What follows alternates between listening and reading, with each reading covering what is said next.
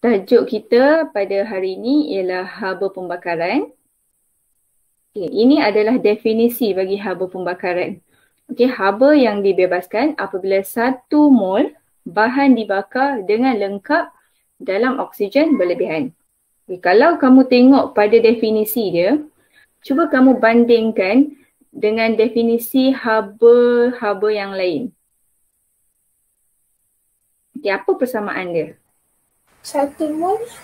Yes, 1 mol. Okay, persamaan dia satu saja. Dekat 1 mol tu je. Okay, perbezaan apa dia? Okay, perbezaan dia yang pertamanya ialah dari segi permulaan ayat tu. Untuk haba pembakaran, dia kata haba yang dibebaskan. Kalau sebelum-sebelum ni, kamu ingat tak? Kalau haba pemendakan apa dia? Perubahan haba. Ingat tak? Okay, kamu kena particular tak kat situ? Kamu kena alert kat situ. Untuk haba-haba yang kamu dah belajar tu, 3 haba yang kamu dah belajar, definisi dia mula dengan perubahan haba apabila 1 mol bla bla bla bla bla. Tapi untuk haba pembakaran, dia kata haba yang dibebaskan apabila 1 mol, sambung ayat tu. Boleh? Depan dia dah lain dah ayat dia. Kemudian untuk haba pembakaran, 1 mol ni dia merujuk kepada bahan yang nak dibakar. Maksudnya kalau kita buat persamaan kimia, 1 mol tu merujuk pada bahan tindak balas. Tapi kalau haba-haba lain yang kamu dah belajar, dia merujuk kepada 1 mol hasil tindak balas. Contoh, haba pemendakan adalah 1 mol apa? 1 mol mendakan terbentuk. Right? Kalau haba penyesaran, 1 mol logam yang disesarkan. Apa lagi? Haba peneutralan. Haba peneutralan ialah 1 mol air yang terbentuk. Nampak tak? Tiga-tiga haba yang kamu dah belajar tu, 1 mol tu merujuk kepada hasil tindak balas. Tapi untuk haba pembakaran dia terbalik. Dia lain dia adalah bahan tindak balas. So 1 mol bahan yang dibakar dengan lengkap. Bila kita kata lengkap, kita tahulah kan kalau pembakaran tambah oksigen. So dekat sini tambah oksigen secara berlebihan. Nak kata dekat kamu oksigen tu cukup. So hasil dia apa? Kalau pembakaran lengkap, apa hasil dia? Ataupun pembakaran apa-apalah kita dah banyak kali dah buat persamaan kimia untuk tindak balas pembakaran ni. Kamu ingat tak dalam tajuk sebatian karbon? Alkana kita buat persamaan pembakaran lengkap. Alkena pun ada. Alkohol pun ada. Kan kita buat tindak balas pembakaran. So apa hasil dia? Karbon dioksida. Selain daripada tu? Oksigen. Karbon dioksida, oksigen lagi. Kamu biar betul. Air. Air. Karbon dioksida dan juga air. Kamu kena ingat tau hasil untuk pembakaran. Kalau kamu tak ingat, kamu tak boleh tulis persamaan nanti. Kan kita dah buat banyak kali dah dalam sebatian karbon. Pergi tengok balik nanti.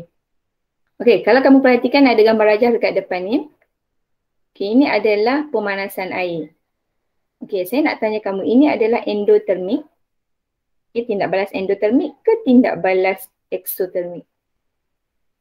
Exo. Exo. Yang lain? Exo. Exo juga. Yang lain tak ada. Exo je, semua setuju exo. Sebab kamu tengok pada api ke air? So siapa yang membebaskan haba? Api yang membebaskan haba. Apa, cuba kamu tengok dekat air ni pula. Air akan serap haba ke air akan bebaskan haba? Serap. Yes, air dia akan serap haba daripada persekitaran ataupun daripada api tersebutlah kan. Api tu bila pembakaran dia bebaskan haba. Okay, so dia dekat situ dia adalah eksotermik. Tapi dalam masa yang sama sebenarnya endotermik juga berlaku.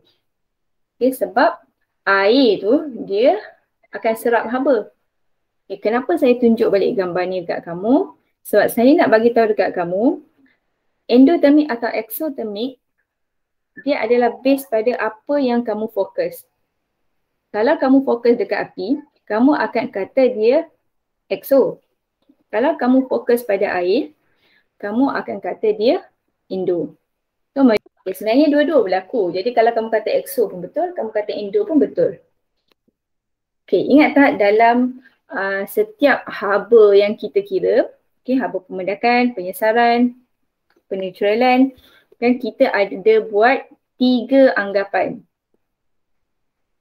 Okay, yang pertama anggapan kita ialah dari segi ketumpatan air. Right? Maksudnya berat tu. Berat air tu kita anggap bahawa semua larutan mempunyai ketumpatan yang sama dengan ketumpatan air. Yang mana kalau dia ada 20 cm padu, berat dia adalah ataupun jisim dia adalah 20 gram. Dia sama. Gram dengan cm kuasa 3 tu sama kita kira. Right? Okay, itu adalah anggapan kita yang pertama.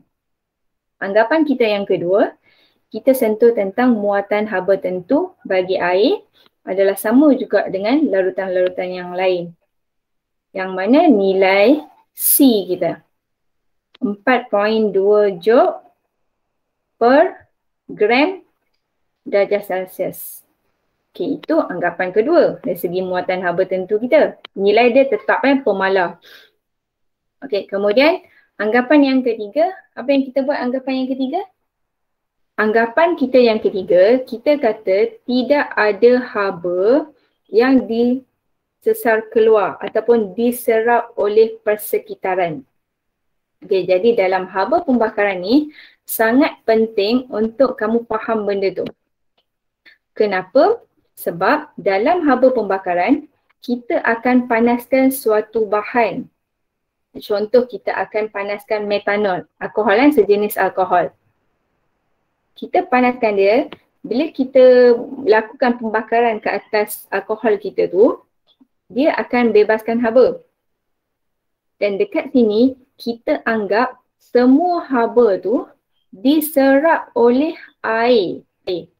Kenapa kita kena buat anggapan macam tu? Sebab kita tak boleh nak ukur haba yang dikeluarkan oleh api tu. Haba yang dibebaskan oleh api, kita tak boleh nak ukur. So, yang kita boleh ukur hanyalah haba yang diserap oleh air. Barulah kita boleh ukur dia punya suhu. Kalaulah pembakaran macam kamu tengah masak, bolehkah kamu pergi ukur dia punya suhu naik ke turun? Kamu letak termometer dalam api ke? Terbakar lah kan? Tak ada nak ambil bacaan, terbakar dulu. Okay, boleh? That's why kita buat anggapan macam tu. Okay, kamu ingat yang ni. Okay, kita pergi pada prosedur. Okay, kamu tengok pada gambar rajah ni. Okay, mula-mula apa yang kita sediakan? Kita sediakan ialah air tu.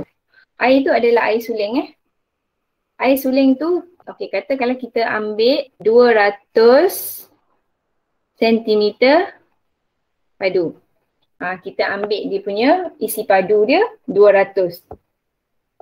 Okay, kita sukat dengan silinder penyukat lah macam biasa. Kemudian kita tuangkan, kita masukkan ke dalam bekas. Kamu perasan tak? Warna bekas tu dia warna perang.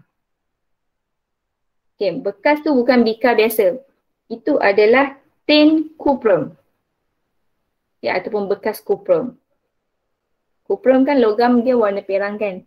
Okay, jadi kita letak dalam bekas kuprum. Kenapa kita guna bekas kuprum? Sebab kita tahu kuprum adalah konduktor haba yang baik. Okay, kita guna bekas kuprum dengan harapan bila dia dipanaskan, so dia terus alirkan haba yang diserap daripada api tu ke dalam air. Sebab kita kan tadi sekarang ni kita nak minimumkan kesan haba yang keluar ke persekitaran. Seterusnya, kita akan letak termometer, kita akan ambil suhu awal. Okay, katakan suhu awal, katakan 33 darjah Celsius. Kemudian, letakkan penghadang angin. Okay, yang tegak tepi tu penghadang angin. Okay, penghadang angin untuk halang angin lah. Sebab macam saya kata tadi, kalau ada tiupan angin, so haba tu akan lagi cepat dibebaskan ke persekitaran. Okay, kemudian kalau kamu perhatikan, saya ada label dekat situ metanol. Okay, metanol kat sini adalah sejenis alkohol, alkohol yang paling ringkas sekali. Okay, katakan saya masukkan 50 lah, 50 cm padu. Metanol saya masuk dalam pelita. Kemudian saya nyalakan api dan saya lakukan pembakaran metanol lah. Sekarang ni bahan kita ialah metanol tau. Okay, kalau kita nak tulis dia punya persamaan, metanol formula dia macam mana? Kamu ingat tak? Formula AMP dia CH2N plus 1 OH kan? So jadi kalau metanol, MET. So C berapa? C1 lah. Okay, kemudian H3 OH. Dibakar dalam udara yang berlebihan. So kita kena tambah apa? Oksigen. Okay, hasil dia tadi CO2 dan juga, jadi kamu dah bagi tahu kan, air. Kamu balancekan lah. Okay. Untuk haba pembakaran, kita set pada suhu. Kita sampai bila kita nak bakar tadi kan? Okay, sebelum kita bakar tadi, kita timbang dulu. Kita timbang dulu per liter dan juga metanol ni. Katakanlah jisim awal dia 2, kita timbang lah ni Okay, lepas tu kita akan panaskan dia. Bakar metanol ni. Kamu faham kan kita bakar metanol tu adalah bahan bakar kita. So haba yang akan keluar tu diserap oleh air. So termometer tu akan menunjukkan peningkatan bacaan lah. So katakanlah kita set suhu tadi kan saya kata. Kita tunggu sampai suhu tu dia naik 30 darjah. Maksudnya tadi asalnya bacaan awal dia 33 darjah. Kita tunggu sampai dia naik 30. So jadi 63 darjah Celsius.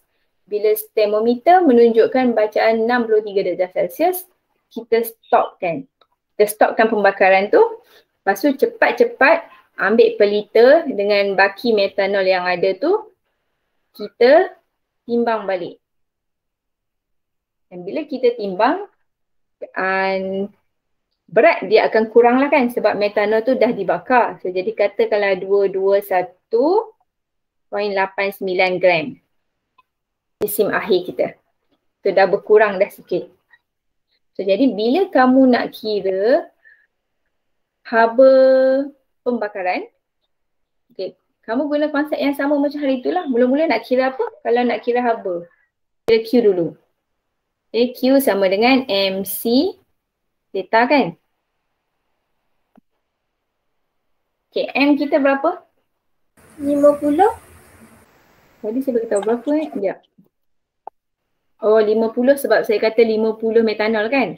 Okay, baik. Kat sini kita punya fokus ialah air. Boleh? Kita akan ambil isi padu air sebagai kita punya M, kita punya jisim tu.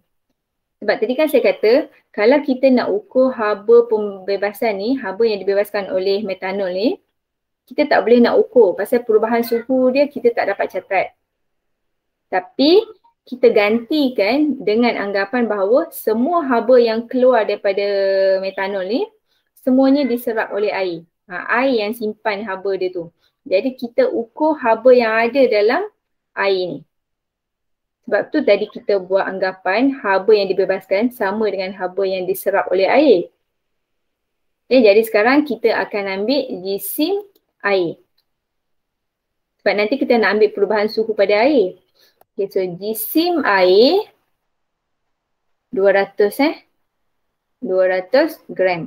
Sebab 200 cm padu tadi. Okay, darab dengan C. C kita tetap.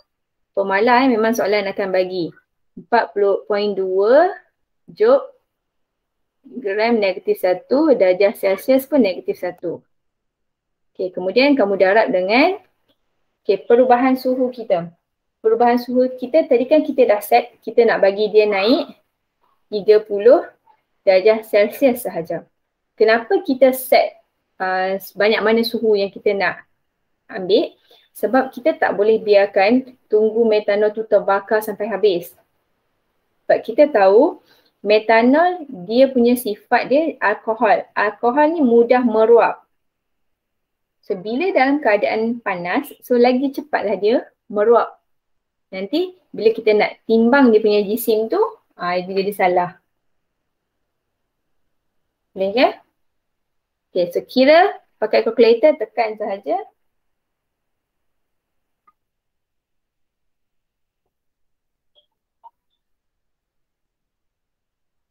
(25,200) unit joule Okay, macam biasa terus tukar pada kilojoule. So kamu akan dapat 25.2 kJ. Bagi 1000. Kita kira bilangan mol. Okay, kat sini kita nak kira bilangan mol, kita akan pakai segitiga yang mana yang kamu dah belajar tu? Jisim. Yes, so yang ada jisim kat atas tu. Ni adalah bilangan mol. So kalau jisim adalah jisim molar kan? So nak cari bilangan mol, gram bahagi dengan jisim molar. So gram kita kat sini ialah gram bagi metanol. So, tadi kan kita timbang dia sebelum dengan selepas. Okay, jadi sekejap. Kita ambil balik bacaan dia tadi. 223, 221, 9. Okay, jadi cari perubahan dia dulu lah. Kena tolak dulu. 223 tolak dengan 1.89. Okay, yang ini dalam unit gram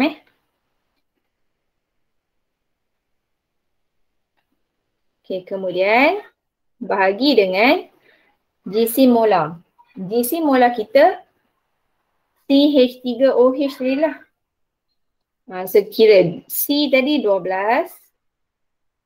CH3 So jadi 3 darab dengan 1, O kita 16, okay, H ialah 1.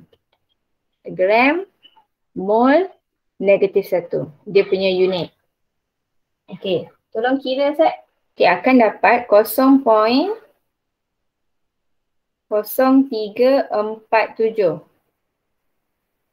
Betul tak? Sama tak? Sama cikgu. Okay, so sekarang kita dah dapat kita punya Q, kita dah dapat kita punya bilangan mol. Okay, lepas tu kena kira apa?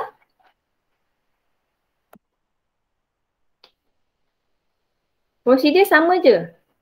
Macam yang sebelum ni, kamu kira haba pembakaran pula, peneutralan ke, pemendakan ke, sama je.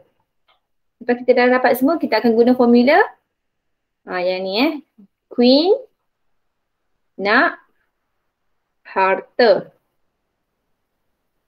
Kita nak cari kita punya haba pembakaran lah. Okay, pakai je formula tu. Okay, Q bahagi dengan N kan. Okay, Q kita tadi 25.2 kJ. Okay, bahagi dengan bilangan mol pun kita dah kira dah tadi 0.0347 mol. Okay, so akan dapat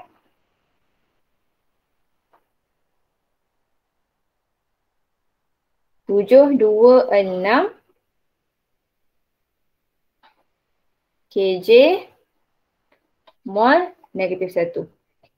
Okay, ini adalah haba eksotermik, tidak pala eksotermik ke endotermik?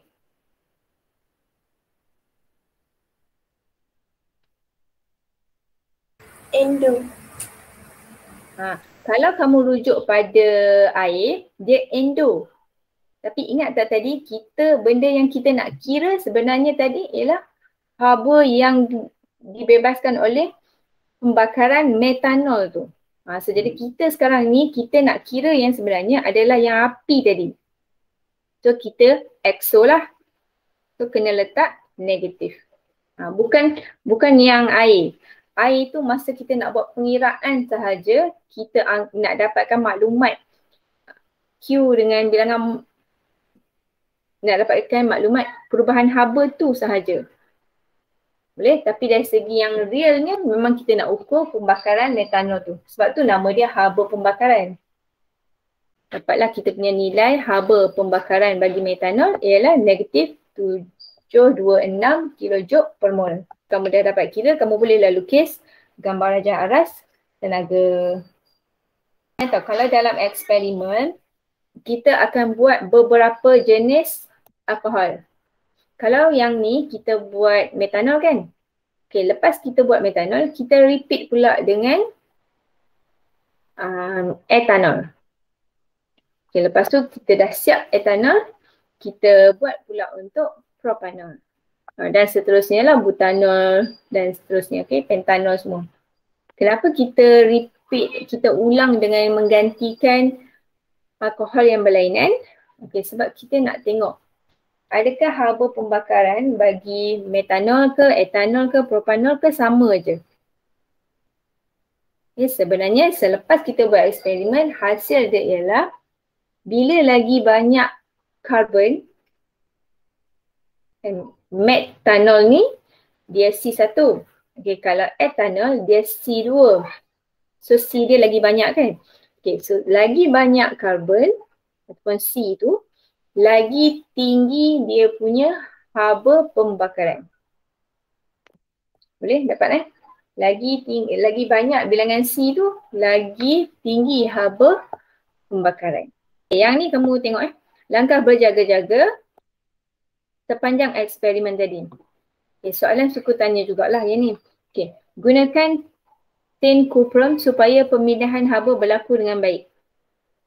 Maksud pemindahan haba kat sini ialah haba yang dibebaskan oleh metanol tadi diserap semuanya ke dalam air. So pemindahan haba daripada haba yang dibebaskan oleh api tadi tu diserap oleh air tu. So cepat sikit sebab kuprum adalah konduktor haba. Okay, kemudian langkah yang kedua, kamu boleh tulis kasa dawai tidak digunakan. Okay, kalau kamu perhati dekat gambar rajah yang tadi, kita tak letak pun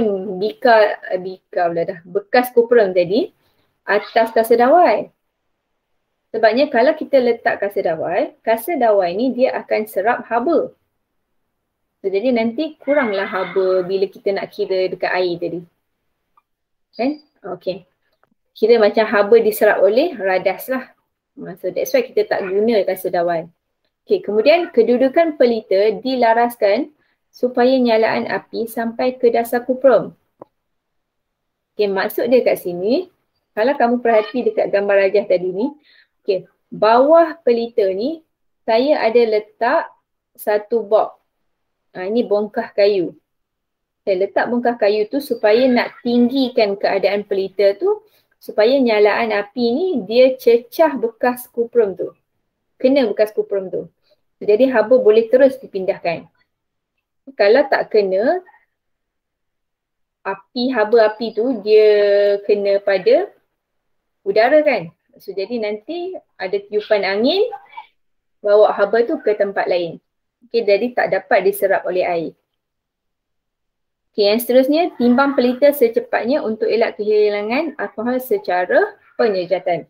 Kat sini sebabnya kita tahu alkohol ni dia mudah meruap. Sebab tu kita timbang dia cepat-cepat. Bila alkohol tu dia hilang dengan persekitaran dia melalui penyejatan, berat yang kita dapat tu tak tepat lah. Okay, kemudian pasang penghadang angin. Okay, untuk lindungi nyalaan api tu daripada tiupan angin. Okay, semua ni tujuan dia satu je. Dia nak bagi supaya semua haba tu diserap oleh air dan dalam masa yang sama nak elakkan daripada haba terbebas ke persekitaran dan juga radas. Nilai haba pembakaran dia kurang daripada nilai teori. Kalau kita buat eksperimen, tadi kan kalau kita kira tadi dapat 726 kan? Okay, itu secara teori. Sebenarnya kalau kita buat eksperimen, kita akan dapat kurang lagi daripada tu. Okay, kenapa? Sebabnya pembakaran alkohol tak lengkap dalam udara yang mengandungi 21% oksigen. Kita tahu dalam udara kita ada 21% je oksigen. Kan macam mana kita nak pastikan yang alkohol tadi tu melakukan pembakaran lengkap? Kan sebenarnya dia memang tak lengkap pun. Sebab 21% oksigen tak cukup pun. Boleh? So sebab itu Yang kedua, haba hilang ke persekitaran dan radas. Macam tadilah kita anggap je dia tak hilang tapi sebenarnya dia memang akan hilang jugalah. Alkohol hilang melalui penyejatan. Kita timbang cepat-cepat tadi tu dengan harapan supaya lagi sikitlah haba yang sempat menyejat. So yang lain maksudnya sempat kita timbang. Bolehkah sampai situ? Faham. Faham Faham. Tentang aplikasi tadi saya dah bagi tahu. Aplikasi tindak balas EXO dengan endo, kamu carilah sekurang-kurangnya untuk EXO, kamu cari 2. Untuk kamu tahu macam mana kamu nak explain dia punya aplikasi tu berlaku macam mana. Okay. Untuk EXO kamu pilih 2, untuk endo kamu pilih 2. Bersedia, takut soalan keluar ke ataupun mana-mana soalan dia tanya ke. Okay. Kemudian contoh-contoh yang lain kamu just baca sahajalah. Kalau soalan objektif keluar, so kamu tahu mana endo, mana EXO. Boleh Yang seterusnya bahagian terakhir dalam tajuk ni ialah nilai bahan api. Okay, nilai bahan api ni simple je sebenarnya. Dia macam ni. Benda yang kamu kena tahu ialah first untuk topik bawah nilai bahan api Okay, yang pertama kamu kena tahu ialah bahan api tu apa? Bahan yang digunakan untuk pembakaran? Yes, bahan yang dibakar lah. Kan, kemudian bila dibakar, dia bebaskan haba. Nilai bahan api ialah kuantiti tenaga haba yang terbebas apabila 1 gram bahan dibakar dalam udara lengkap. Dia ambil balik definisi haba pembakaran tadi. Cuma tambah kuantiti haba. Unit kj per gram. Contoh macam kita ada petrol. So kita ambil petrol tu 1 gram. So kita bakar, kita tengok berapa banyak tenaga haba yang dia bebas. Pemilihan bahan api. Faktor pemilihan bahan api ada 4. Kamu tulis Yang pertama, haba pembakaran yang tinggi. Yang kedua, kos bahan tersebut mesti murah. Yang ketiga, sumber bahan api mesti senang diperolehi. Yang keempat, kesan pada alam sekitar. So ni lah nanti kamu nak pilih bahan api yang mana yang lebih sesuai. Boleh? Contoh kita ada arang kok. Arang kok arang lah kan.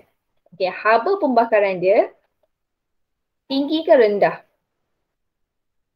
Haba pembakaran dia rendah tau. Okay, kita compare lah macam ni. Kita compare arang kok satu dan satu lagi kita ambil petrol ataupun gas asli. Okay, kita compare arang kok dengan gas asli. Dari segi haba pembakaran bagi gas asli lagi tinggi berbanding dengan arang kok. Jadi kalau kita tengok pada faktor yang ni, kita akan pilih gas asli sebagai bahan bakar kita. Betul tak? Okay, faktor yang kedua tadi, kos dia. Murah ke mahal? Siapa yang lagi murah? Arang ke gas asli? So dari segi harga, arang kok lagi murah berbanding dengan gas asli. So kat sini kita akan pilih arang kok sebab dia murah.